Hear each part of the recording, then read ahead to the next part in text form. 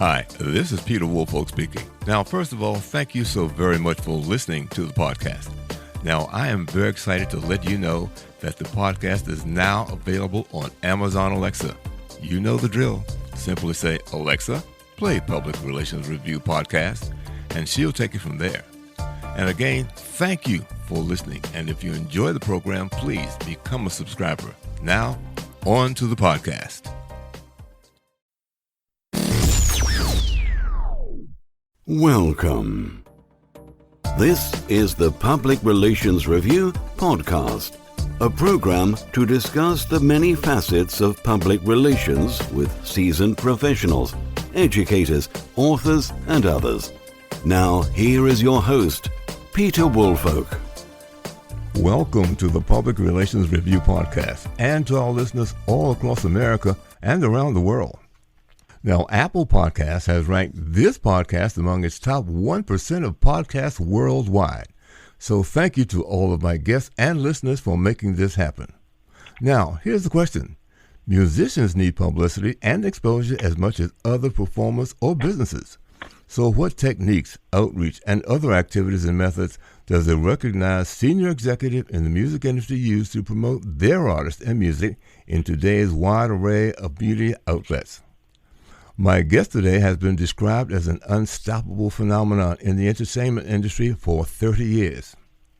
She was also a former vice president of Warner Brothers Records. Currently, she has partnered with Grammy-nominated singer Eric Benet to launch JBR Creative Group.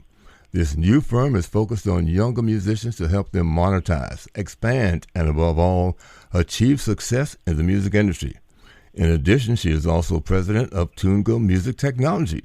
TuneGo Music brings blockchain technology to the music world today. Now, add to that her consulting services that provides the agency expertise to brands and other CEOs wanting to harness the allure, the sparkle, and the cachet of the entertainment industry. So joining me today from Los Angeles, California, is the CEO of JBR Creative Group, Alison Ball. Alison, welcome to the podcast. Oh, thank you so much. I'm excited to be here. Well, let's look into this now. You say that, well, from our point of view, what are some of the range of activities and outreach efforts that you bring to the fore to help your new clients get exposure and grow? Well, my job is never ending. I am the CEO of JBR, but I'm the CEO, the mother, the housekeeper, the cook, the psychiatrist, the A&R department. I mean, really, I'm blessed that I've been doing this for a very long time, from college, from UC Berkeley to now. Always been in the entertainment business. And, I started, very humbly as an assistant in a management company, a very successful management company out of college, moved my way into the record business and moved up all the way up at Warner Brothers to running the whole A&R department, and then starting my own company with Eric Benet. And it's just been an amazing journey. But really what I do is I oversee all aspects. I actually make the records. I sign artists. So I help look for artists, sign artists, help pick their songs. If they write their own songs, I put them with the right producers. I also oversee all their marketing, their social media, the promotion team. I mean, really, I do a gamut of everything. And for me, it's very prideful because it's really about taking somebody with a vision who's super talented and helping them see that vision all the way to their Grammy nominations, Grammy winning, selling records. And it really is an amazing journey to help creative individuals turn into profitable, fun, amazing artists. Mm-hmm. Now, when you say promotion team, does that mean you guys and ladies sit around the table and have a conversation with the artist and also look at the things that you do well and where they would fit? How does that work? It's just everything. Yes, we do. We sit around a table, we discuss stuff, or we sit on Zoom nowadays. But yes, really the promotion team and marketing team, after we turn in a record, I play the record for them, usually in person, because you want it personable. And then we talk about strategy. The strategies of music business when I started are completely different. Well, maybe not completely different, but drastically different than they are today. Because when I started, there was no social media. It was, we have a hit record, let's put the artist on the road, let's go to radio, start connecting the dots, and the artist starts performing. Now, launching a new artist really starts in social media. And it's how do you put them in social media so people start paying attention to them. Then you put their songs out in streaming. And once their song starts connecting on the streaming platforms and they get on the right playlist, then we add them. Then we go to radio if they go to radio. And it's just a different format now. It's a lot more smaller entities that you have to know how to do to break an artist when it comes to social media. There's Instagram, Facebook, TikTok, all of that, SoundCloud, the streaming platforms, Spotify, Apple, etc. And all those elements now are put in with also having a great record, going on tour, and also and eventually going to radio. So in essence, you have a team that is familiar with all of digital, if you will, online platforms that accept particularly the type of music that you play. And again, there's country and there's probably R&B and rock, roll, jazz. They all have their own maybe online platforms. So you have to be aware of who they are, perhaps have relationships with them as well. Right. Exactly. So I do have a team, and it's an ever-growing team because not all people on the team, like sometimes the person that works the Apple playlist is not as strong as the person that works the Spotify playlist. So, you have team members for different genres. For instance, Eric Benet, my business partner who we're about to put a new record out, he's traditionally R&B. So that's a separate team than our new, young, emerging artist, Maxine Ashley, who is crossover pop. So there's different teams to work different formats. Mm-hmm. And yes, they all report to me. And so most of my day, besides the creative time of making records, because that's always first for me, because you can't do any of this unless you have great music and great artists. Mm-hmm. But most of my day is managing the teams. What do you need? Where are we at? How do we move this? How do we grow? And then they tell me what they get back from the public, from the playlist, from the DJs. And I really take all that input very serious because it gauges where you are and how to break your artists, what they like, what they don't like, what's accepting, how do we move forward. So it's an ever-moving puzzle working with artists.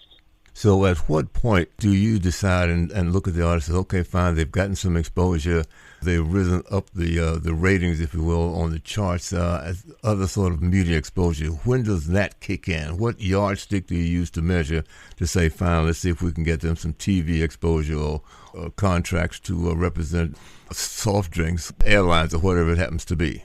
Well, that's a really good question because we're in the process with that right now with Maxine Ashley, our new artist. But it usually is after you start getting significant playlisting. And then if you're going to radio, like we went with Maxine, you go to radio and the radio starts really kicking in. People usually start calling you, or we also have teams of outreach that we call and say, hey, we're looking for an endorsement. We're looking to partner up with a brand. And we really, correlate the brand with who the artist is.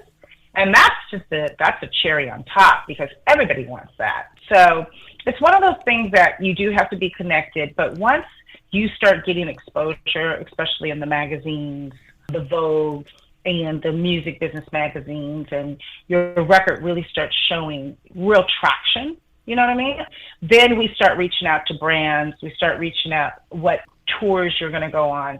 And it kind of becomes a groundswell and sometimes an artist can get lucky and a brand just hears a song because they love it. Or a TV show, a producer or a music supervisor can hear a song because it fits a scene in a hot TV show.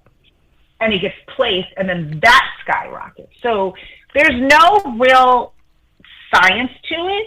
It's just you got to put it all out there and then be ready when the right opportunity shows up. And then sometimes you get breaks. Sometimes it takes longer. It really depends. Each artist, each project is always completely different. It's sort of strikes a familiar chord out. You perhaps know that, as I said some years ago, I produced a jazz CD. And when I say I produced it, I don't play the music, but I knew a lot of musicians here in Nashville who were jazz, but folks never think about jazz in Nashville. So I put together a jazz CD. And what I did after work was find all the jazz stations around the country and send them CDs. Rather than just an empty box, I also had a brief bio of each player, each track on the CD, and that thing is still getting exposure around the world. So I mean, that is probably minuscule compared to what you do for the myriad of people you have coming into your shop or on a regular basis. Yeah. It's the thing of it is with breaking new artists nowadays, it really is about traction. It's about working with other people. First, it all starts with the music. If the music's not great, then it's hard to get traction. But, now doing the music is the easy part. It really is all these other tentacles that you have to do with the social media, with the branding, with the touring, with all these different things. We still take our artists out to radio stations to meet the DJs. And it's funny, the producer is super important making the record. Vitally important what producer makes your record, but also the DJ community is just important at breaking your record. Mm-hmm. So it's all those tentacles that go on at once that you have to manage with an artist so people can hear them, because if people don't hear them, there's a lot of great artists. There's tons of great artists that people never even know about. It's about how do you get the attention on your artist and then scale from there. Well, I think that's an interesting point. So give me a couple of ideas when you say get attention for your artist. What are some of the techniques that you've actually used to raise their visibility publicly? It's really funny. I'll give you an artist right now who's on our label, Maxine Ashley. And I wish I could take credit for this, but I can't. It was just timing. So Maxine Ashley, before we signed her, was on a song with Black Coffee, who is an Afro beats DJ. And his record won a Grammy, and she was one of the feature songs on it. She wrote it, sang it with him, and he called her to come perform at Madison Square Garden. We had our first single, Somebody Else, already recorded, ready to go, and we knew that was the opportunity. Oh, Maxine's going to be at Madison Square Garden, her hometown, New York, in front of 15,000 people, singing the Black Coffee song, but then we're going to drop her new single out at all formats. So it was a timing thing, and it really worked. It worked because she got to get up on stage in front of 15,000 people and say, hey, my new single, Somebody Else, is at the DSPs, it's at Spotify, it's at Apple, go follow me. And it sprung-board her song, her new song, and got her traction where radio stations started jumping on it right away. People started asking her to come perform. So something as little as performing at the right place, which is Madison Square Garden, which is really big, especially for your first big performance ever.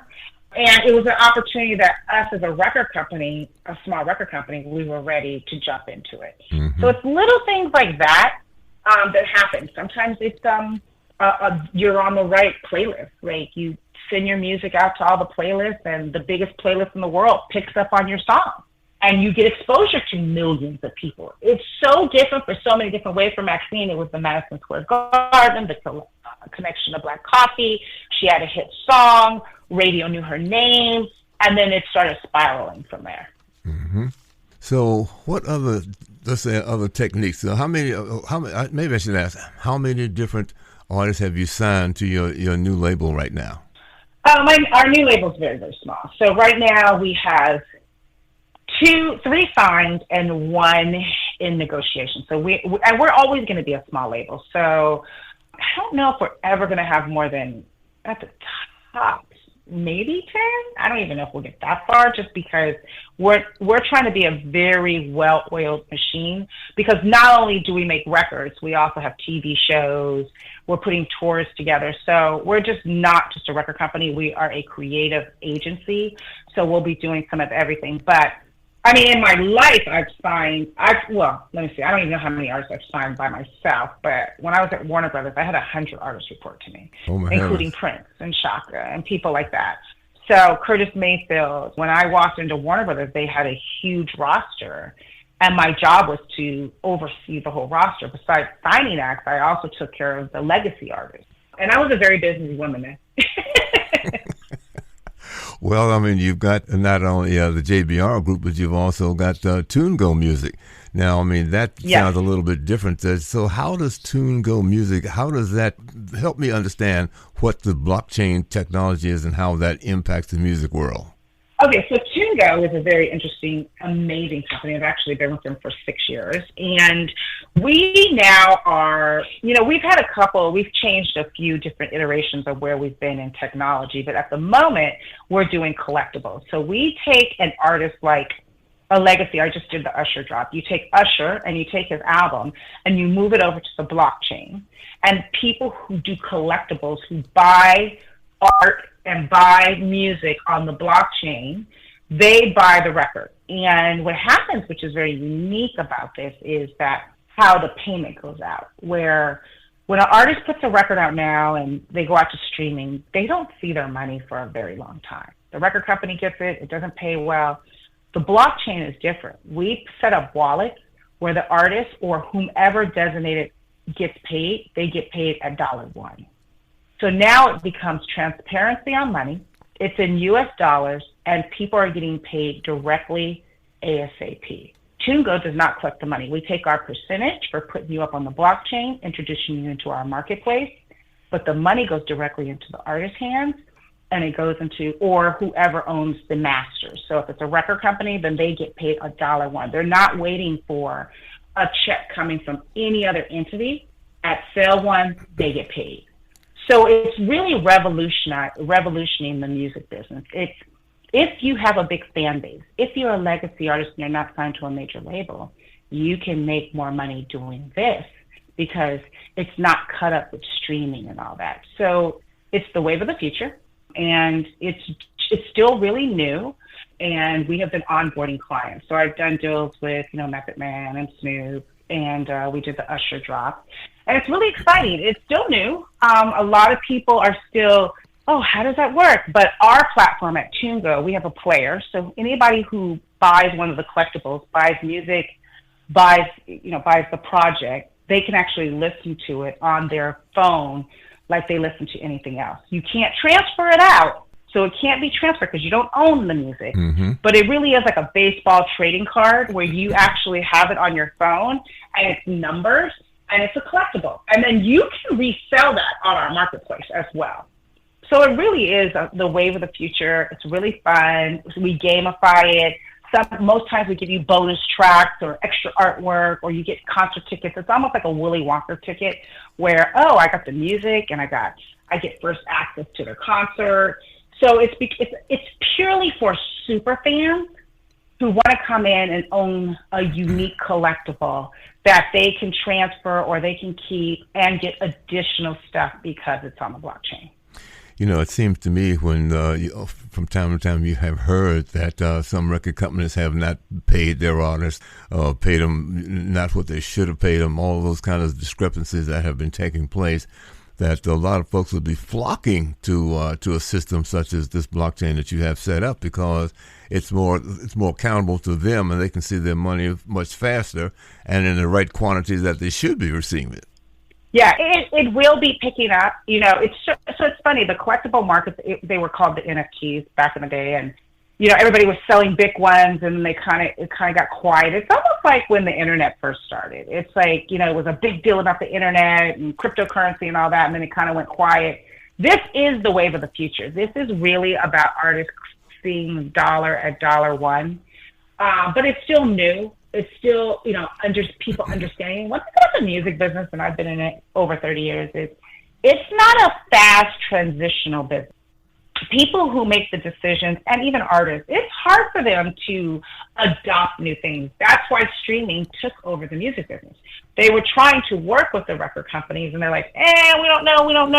We don't want to change our format because, honestly, the record companies were benefiting. You know what I mean? And then streaming jumped in, and now they own the music. Mm-hmm. So the music business. So it's one of those things that it is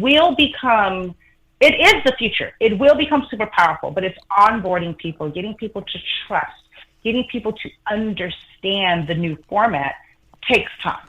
Mm-hmm. Well, Alison, you have provided us a wealth of information. Is there anything that you think we might have missed in this discussion today?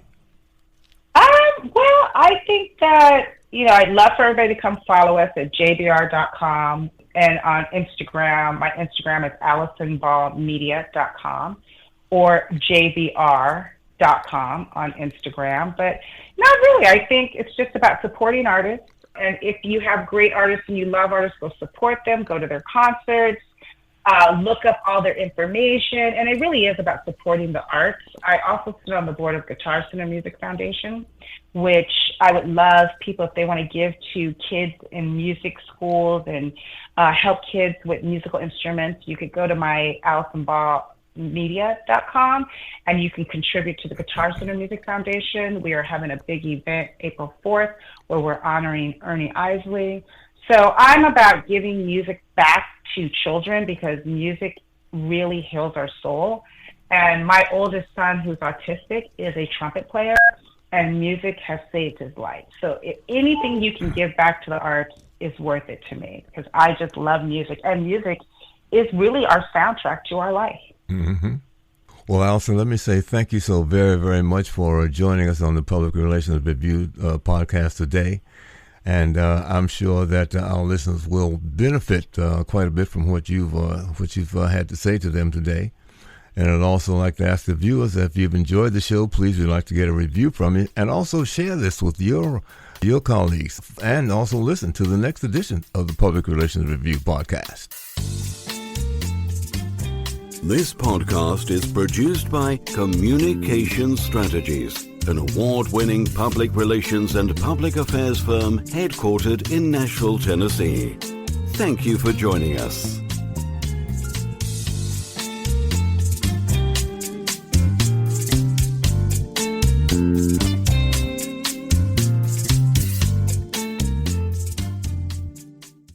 Hello, this is Peter Woolfolk. First, let me say thank you so much for being a listener.